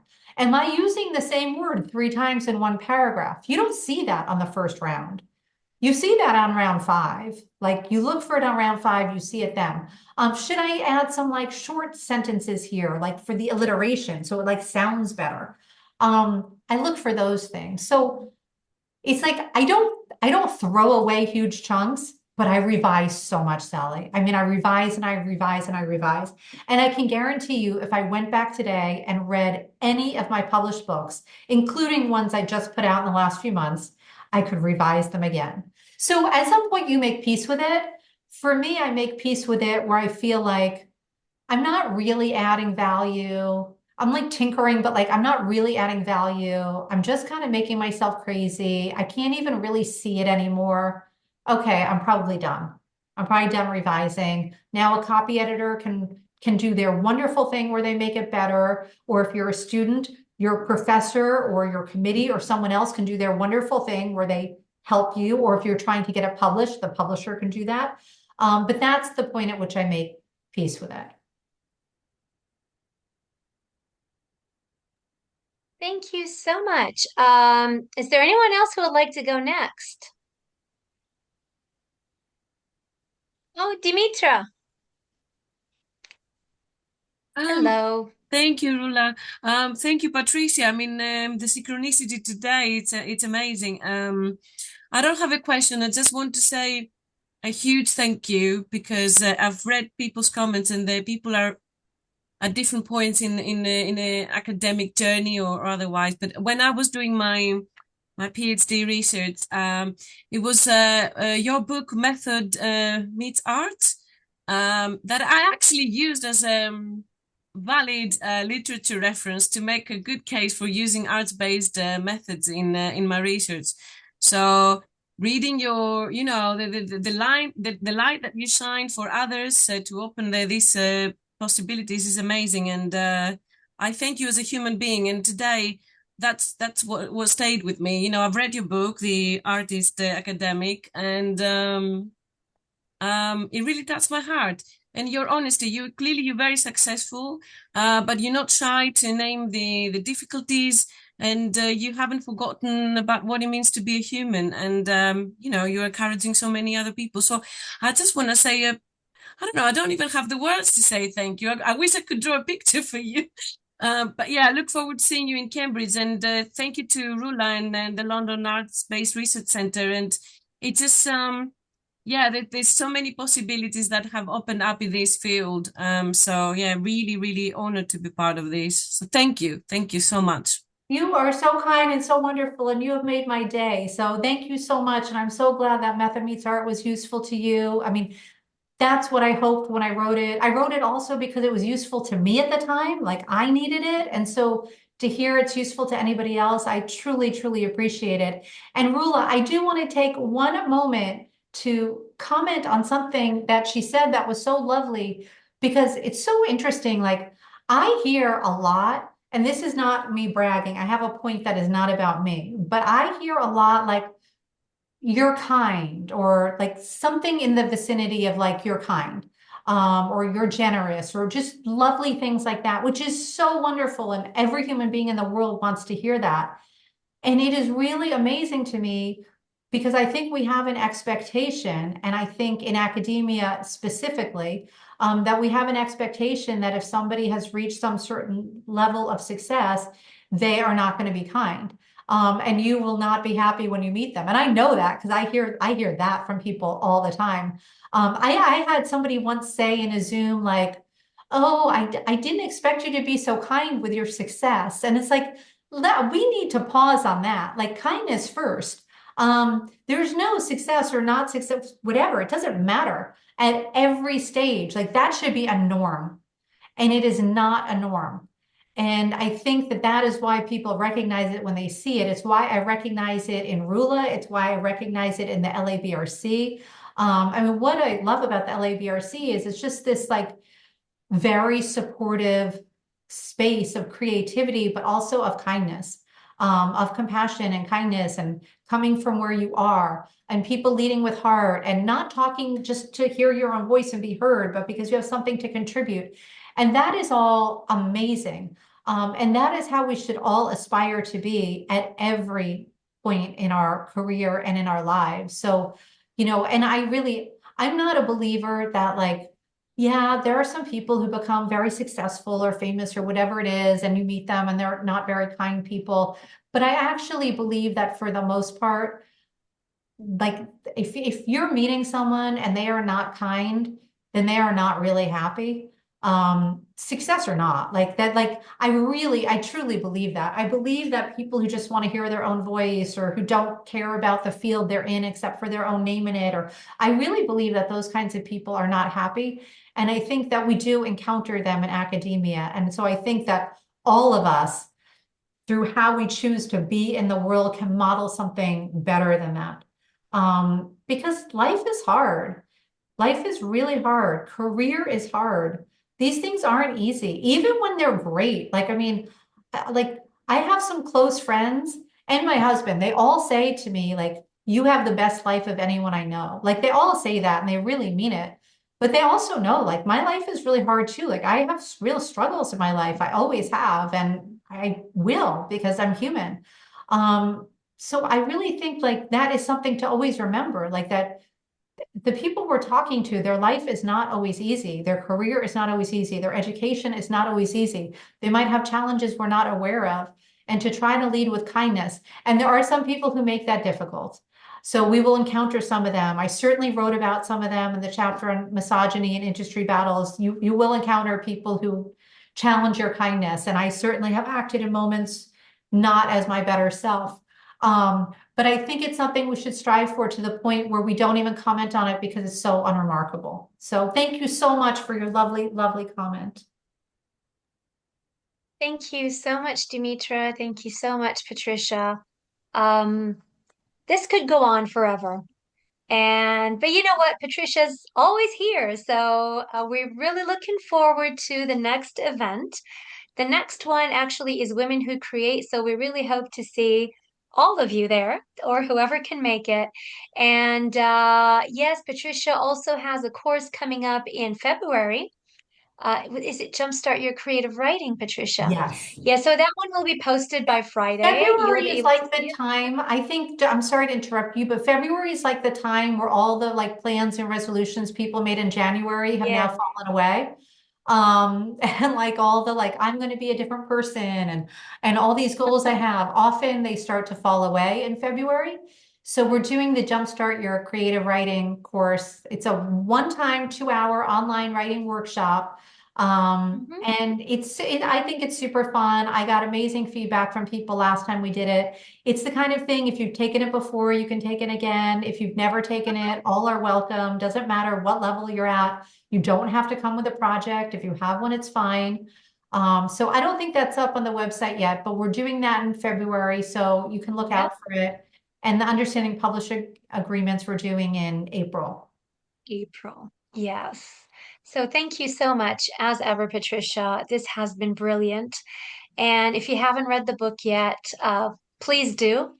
It's an incredible book. It's an incredible memoir slash guidebook, and I'm pretty sure that all of you can relate to it one way or the other. Patricia, we love you. Thank you again I and love again and you again. too. I love you. Thank you all so much for joining us today. And thank you, Rula, for creating this amazing space and for being our You. host. Thank you. And we're looking forward to next time. So see you all very soon. Thank you. Bye, Bye-bye. everyone. Bye.